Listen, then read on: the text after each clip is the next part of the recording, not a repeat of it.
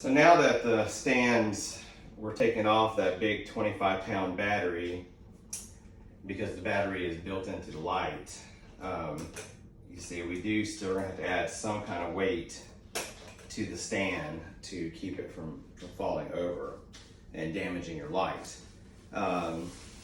We tried collapsible water jugs, but this setup right here, this is an 8-pound Inca weight, seems to work really well.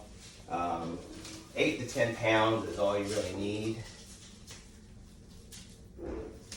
It's enough to hold the stand down and keep it from tipping over.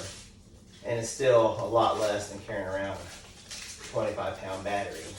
Now, if you're only doing side panels, you don't really need any weight. You see how much more stable that is now. And when you're adjusting your light or removing the light, it is best to grab it from the middle to move it around.